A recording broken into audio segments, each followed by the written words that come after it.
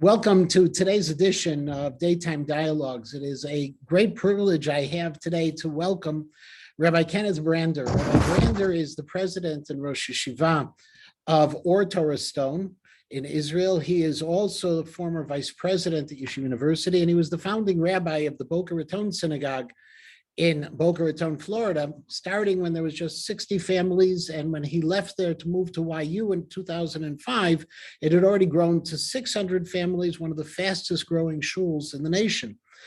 Today, Rabbi Brander is joining me from his home in Yerushalayim, which is in the midst of what we call a brownout or a blackout. And I appreciate the fact that he has been able to figure out how to get all the technology to work and to rely on a flashlight as well to make this conversation happen. And I also want to mention that for those who want, this very same broadcast will be available as an Apple podcast a little later today. So if you want to listen to it and not just watch it, it is entirely available to you. Rabbi Brander, thank you so very much for joining me today. Thank you very much, Rabbi Matenki. It's always a privilege to spend a few minutes with one of the bright lights of the Jewish community. Well, you're only saying that because we have electricity. You know, Jerusalem is always a city of light, even when there's a little bit of a brownout, but yeah, it's really a privilege to always spend time with you, Rabbi. Well, thank you very much. There's so many things that you have accomplished in your career, not the least of which your most recent accomplishments in Israel, overseeing 30 institutions of You Torah Stone, thousands of students, and tens of thousands of people that you've had an impact upon. But if it's okay, I want to go back a little bit to your days when you were with Rav Soloveitchik. You were one of the lucky few who was able to be a misharet, an assistant for Rav Soloveitchik. What was that like? You know, first of all, I owe a tremendous amount of debt of gratitude to Rabbi Yosef Blau, the Mashgiach Ruchani of YU, because when the family asked me to do it, initially I said no, because I was so intimidated. And he came over to me in the Beis Medrash and basically, I mean, he didn't say it like this, but he basically said, "What are you, crazy? Like, why would you turn that down?" And I explained to him how intimidated he was. He said, "Well, why don't you think about it? Why don't you reconsider?" Which Baruch Hashem, I did. And you know, when I had the privilege of spending some time with Rabbi Soloveitchik, with some wonderful others, you know, I would sleep in the apartment when he was there. There was a 1-bedroom apartment in the YU Morgenstern dorm, 2 beds in a 1-bedroom apartment. So, you know, I think the first few nights that I was there and sleeping in the same bedroom as Rabbi Soloveitchik, I went to sleep in the same manner that I'm on this broadcast, in a suit and tie, and then moved eventually to sweats. But I think for me, the most unbelievable experience in a general perspective is the fact that you saw the greatness of Rabbi Soloveitchik was not just obvious for everybody, his brilliance, but it was also his menschlichkeit and his personality, his caringness, his concern for people. The fact that as he got older, we had to space out the private appointments because often they dealt with really trials and tribulations, and they personally affected him. And you could see that on him. He was pained. When he dealt with a difficult situation or had to deal with it, it affected the way, or if he could sleep. And seeing such a great human being, such a great Torah scholar, also be concerned about the human condition, that synergy was just amazing to watch and amazing just to witness. I think that if I had to summarize it, I think it was the fact that he was, first of all, he may have been the lonely man of faith from a philosophical perspective, that he was never lonely from a perspective of that people were always visiting him, and he was always concerned with others, which I think that really reminded us of what our responsibility as leaders are, and that is not just to come up with unbelievable sermons, but more importantly, to be concerned in the quiet times for the needs of people. Is there a favorite story from that time? It's interesting. I just met with Reb Schechter on Friday at YU's branch.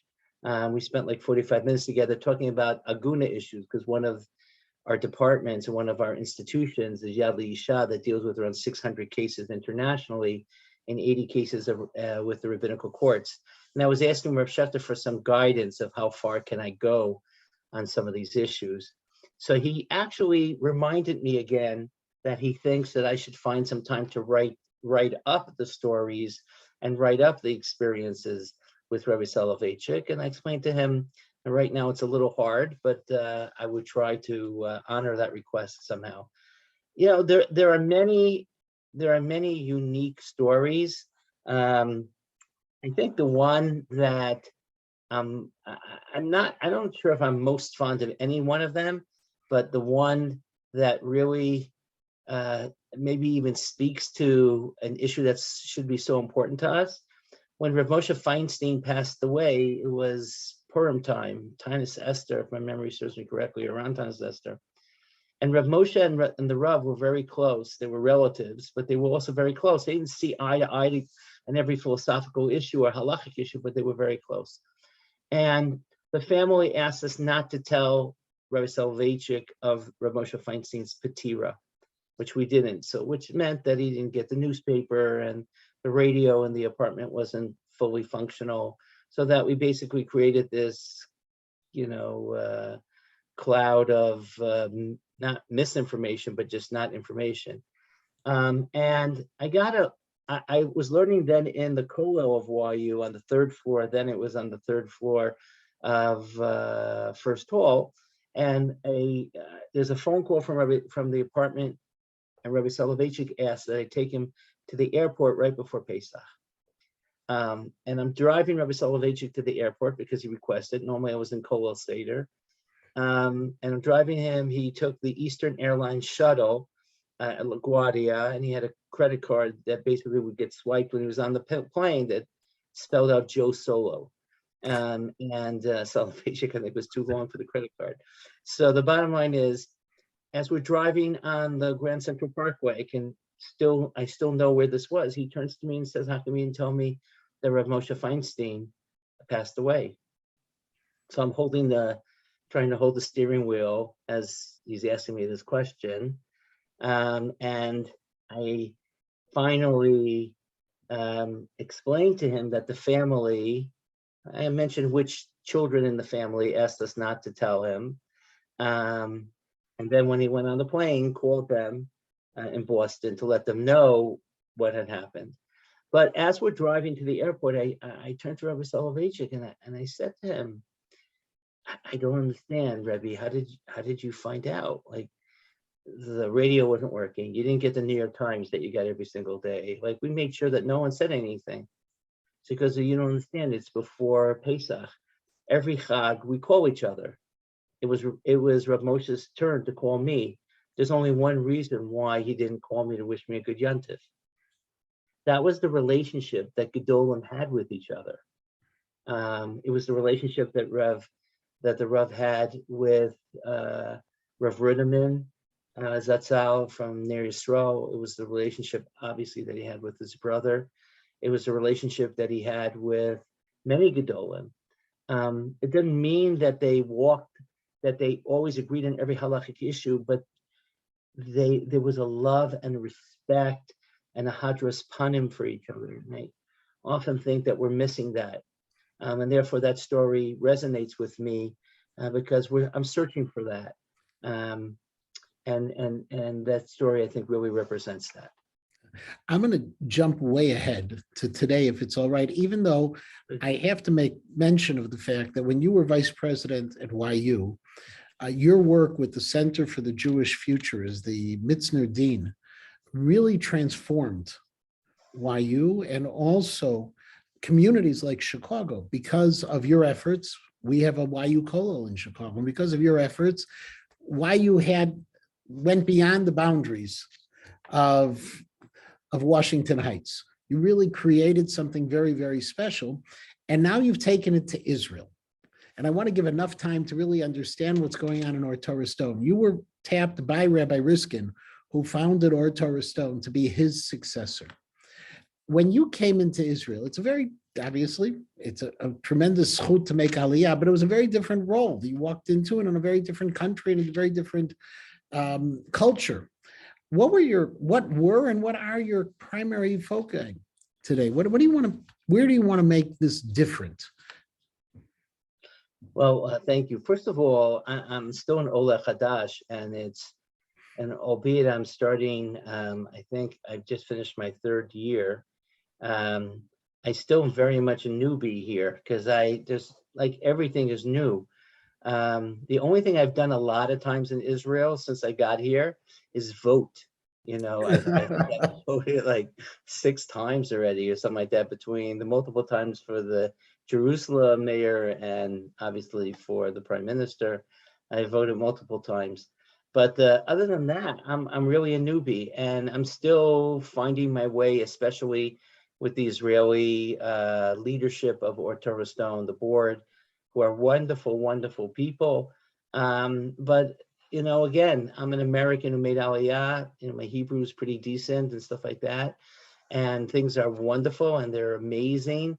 But I'm in many ways, I'm as I say many times, einayim chadashot, and so therefore I have a new set of eyes and I look at things differently.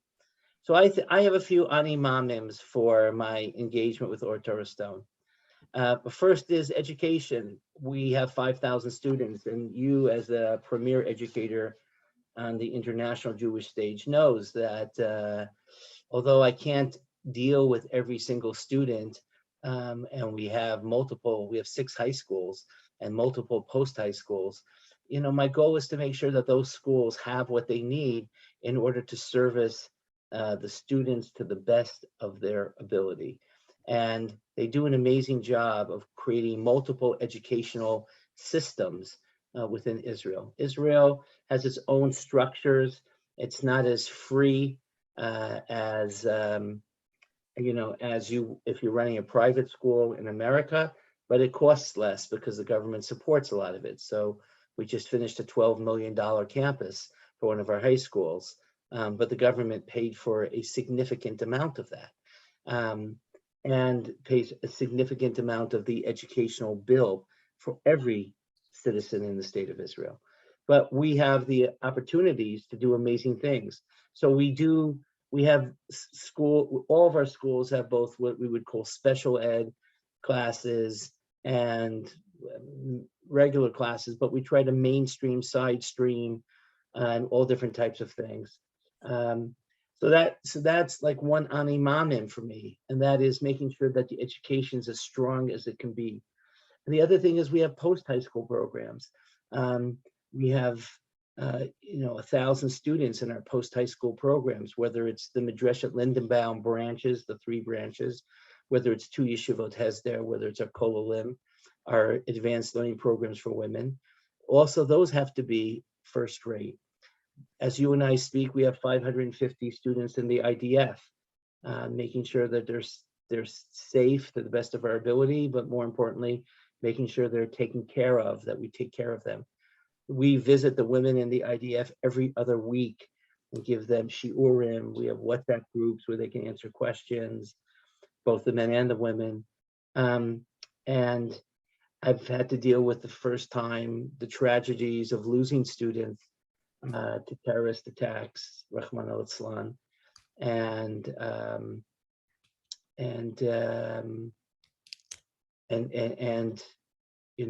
that's not an easy thing even to say, let alone to experience. So that's one ani mamim. The other ani mamim is Rabbi Matenki, and that is Israel is an amazing, amazing place. There's a lot of spirituality here. That doesn't mean everyone's religious, but there's a lot of spirituality. So just to give you an example, like in many places, especially in Israel, there are people who have minyanim or had minyanim on the street. So on our block on Katamon, Kofshe Katamon, there's a wonderful family, the Katz family, that have a Shabbos minyan. Now, during the heart of COVID, you would sometimes have cabs go by. there was more than one time where a cab was going by while the Sefer Torah was being taken out of the Aron on the street, and the cabbie would literally roll down his window and air kiss the Torah as he's driving by on Shabbos. Or the guy who's jogging, who sees Birkat Kohanim, and he starts jogging in place to the Chapa Bracha. There's something spiritual. There's something amazing. Even the people who say they're not religious are putting on tefillin every single morning. They don't consider themselves dati, but they're, that works for me. And I think it's about finding ways to help people find their spiritual wings. So we have programs where we work with the Jewish community centers all over Israel. We interact with around 400,000 Israelis. We're not there yet of creating what I would consider the most effective programs, but we're working on it. So we'll have 40,000 people for Megillah readings. So we're preparing for that. And so on the one hand, it's recognizing the fact that if you went to the beaches of Tel Aviv on Shabbos and you held a Kiddush, people would come by for Kiddush. They would find something to put on their head to make Kiddush. They would sing a Zemer and they would go back into the water. But there is a spirituality that resonates throughout Israel. That's the first thing. And if I could add just one other thing, and then and that is that we're trying to affect the change of a society. This is our community. This is our society. And so therefore, dealing with the aguna issue in Israel, where the get is the writ of divorce. So where there is an aguna, how to deal with that effectively, knowing that you have a partner in the Rabbinute, in the rabbinical courts, and actually together our advocates can actually put people in jail for not giving their spouses a Jewish divorce. And my point I'm trying to make is that in Israel, it's about creating a society, a just society, a spiritual society. That doesn't mean everyone's going to be Shomer Shabbos, but it's about speaking to the values of what Judaism is about and trying to infuse that in everything that we do, and having the courage to take on the tough issues and allowing Or Torah to be that place that tough issues can be dealt with through the prism of Torah values. So what is the toughest issue? If you had to rate them, what do you think is the toughest issue that's on your agenda today? Well, I think there are multiple tough issues, but there are different types of tough issues. One tough issue is, how do we create the next leaders of the Jewish people? And we do that through our various education post-high school programs. I think that's a tough issue because we want to make sure there are tolerant, Torah-enriched leaders. I think a second tough issue is issues of conversion in Israel, which is a very delicate issue as you and I are having this conversation. And how do you deal with the fact that you can have young people dressed very modestly who are not halachically Jewish and stuff like that, because of various forms of aliyah that have happened, no different than what happened in the time of Ezra and Nehemiah, beginning of the Second Temple period. Conversion issue in a halachically appropriate, sensitive way. That's another issue that anyone who has schools, and we have shlichim around the world. How do you deal with 200 couples all over the world during COVID and their challenges? So if I can for a second, let me stop you on the conversion one, because you had invited me last week into a fascinating conversation with the Sarah Datot, the Minister of Religion, Matan Kahana. Politically today, it's on the agenda. There is a bill that is being presented to Knesset to change the way that conversions are managed by the Rabbinute. Instead of having them centralized, to decentralize them and let every city Rav be able to do it. The Rabbinute is the chief rabbis are strongly opposed to this. The politicians in power, Dati people, from people, are in favor of it. There's no question that what exists needs to be fixed. What is being proposed is, as anything being proposed, is still imperfect.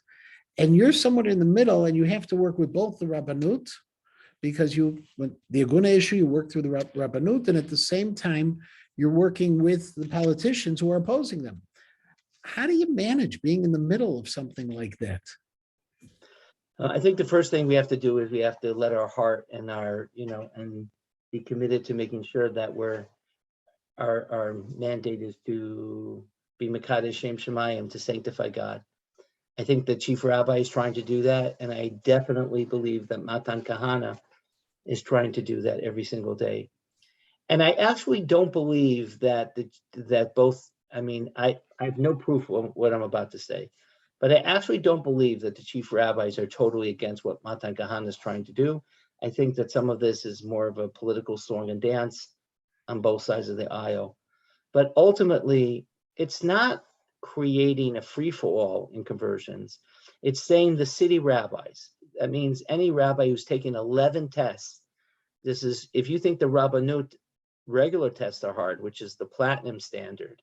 My students are taking 5 tests. That's 2 or 3 more than you have to take for the YU Bechinas to get YU Smicha. They're taking 5 tests. In order to be a Rav Ir, a city rabbi, you have to take 11 tests. And these are serious personalities. And the idea is that the Rabbinute, the senior Rabbinute, would still have oversight with the minister of religion. There would be 2 people from the Rabbinute, 2 people from the minister of religion, and 1 person that they would all agree to.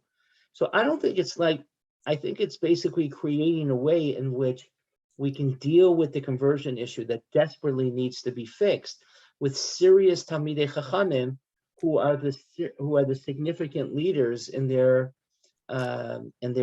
cities. They're by no means lightweights. So I think that what I try to do is speak to the chief rabbi on issues that I think are critically important. I'm not looking to make headlines. If I have an issue or a criticism, I'll say it privately. I'll WhatsApp him and he'll respond. If I have something to celebrate, I will say that publicly.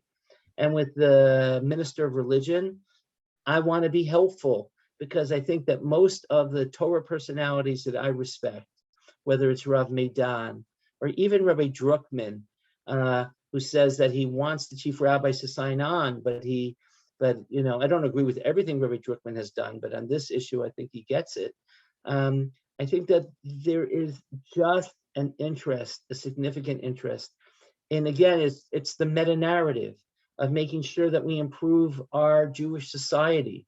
And that means that people who've wanted to become part of our people should have the opportunity to do so and not just wait for the 26 Dayanim in a very big country that has tens of thousands, if not more, who need to be converted, but rather to create like what Sohar did with weddings, and that is to allow there to be multiple portals of entry, but still under a halachic infrastructure that guarantees quality. And your role in all of this is because you have the yeshivot, because we have also conversion centers all over the world.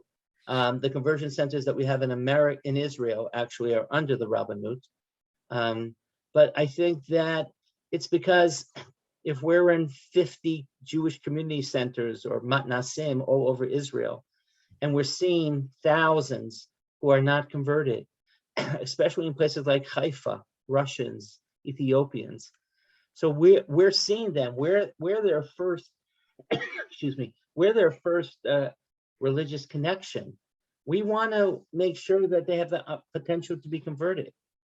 But yet, at this point in time, they don't feel comfortable with the process.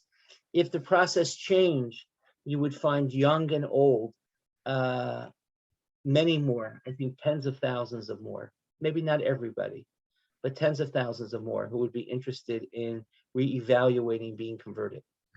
And on a different note, now that even though you are an Oleh Chadash, you are an Israeli, and you have come back to America, and you have all of those years of successful experiences in the Rabbinate in America, what do you think when you come back, and it's only been a few years, where do you think we're headed as a Jewish community, as both the modern Orthodox community, the Haredi community?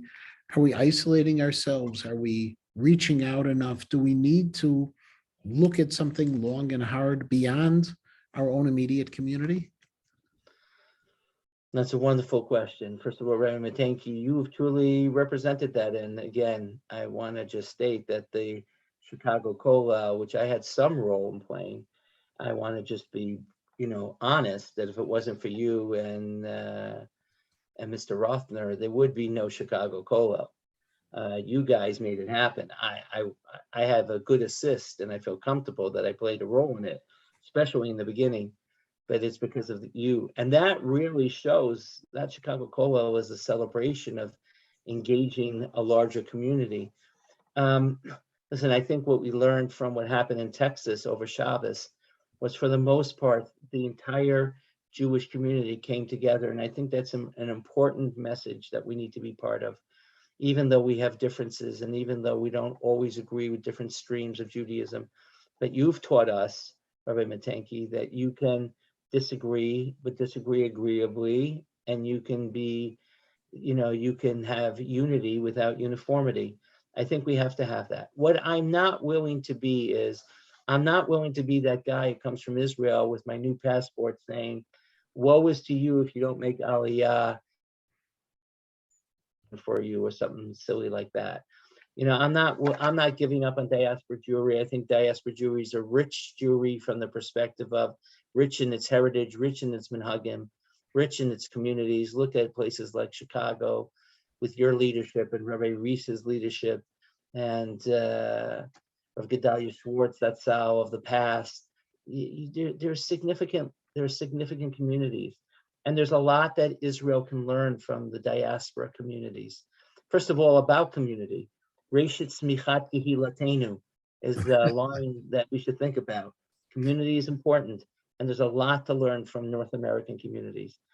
Do I think there are things that should be, improved? Yeah, I'm sure that there are things that should be improved. Sometimes I get bothered a little bit when I see Americans making statements of what Israel should do. I just wonder why people who don't have their children, serving in the IDF, and who don't have to worry about their students on the front lines, think that from the comfort of their homes they can make certain decisions. But that's normally just a few people. I think that I think people should make Aliyah if they feel it's the right thing for them. But if they don't think it's the right thing for them, I think we should do whatever we can, both in the diaspora and in Israel, to make sure that diaspora communities are strong, the same way diaspora communities have done whatever they can to make sure Israeli communities are strong. And just, our time is running out. Just one last question. And I do want to jump back to your YU time. When you were vice president of university, there were so many things you did. If there was one thing beyond the YU Kollel in Chicago that you did that you feel most proud about, what would you say it is? You Torah. With Rabbi Levi Mostafsky and Rob Shore and a whole bunch of others, there's no one person who did it, but Yeshiva University's Center for the Jewish Future started YU Torah. And we had many sleepless nights, and we all rested on Shabbos because people could say whatever they want and they couldn't be recorded, and we didn't have to deal with the fallout, at least on Sunday, from the Shabbos recordings, because there weren't any. But but the bottom line is, it has become really a epicenter of Torah. And again, people like Rob Shore and others did so much for it. But the bottom line is, it was, when I had the privilege of being part of the Center for the Jewish Future with a lot of creative people, and we worked on this, and we created the apps, and we improved the website, and we did a whole bunch of different things to create really a platform of Torah, which has been imitated, which is wonderful, but still is a first-rate place where all types of Jews, and for that matter, not that I know this with any degree of certainty, I'm sure not just Jews, visit to learn about Torah. No, it's very true. I don't know a person in the observant or the learned community who doesn't refer to You Torah. I've heard stories of people from Lakewood who not only use You Torah, but also a more private website that you helped develop as well called Rabbinute, to Right. receive other resources that rabbis often need. It's an amazing accomplishment. And it really is, Rabbi Brander, what your life has been. It has been a life. I've been blessed. I've been blessed, Rabbinute. Thank And you. except for this moment, it's been a life of light. Yes, but the lights will come on again here. Yes, I hope your electricity returns fully. I thank you so very much for your Thank you for time. this opportunity. And again, the Chicago community is blessed to have people like you. The Jewish community is blessed to have And the people like Jewish world is blessed to have you as well, Rabbi. And thank you so very, very much. Have a Thank you. wonderful evening. Good night. Thank you. Thank you. Bye-bye. Kol Tov. All right.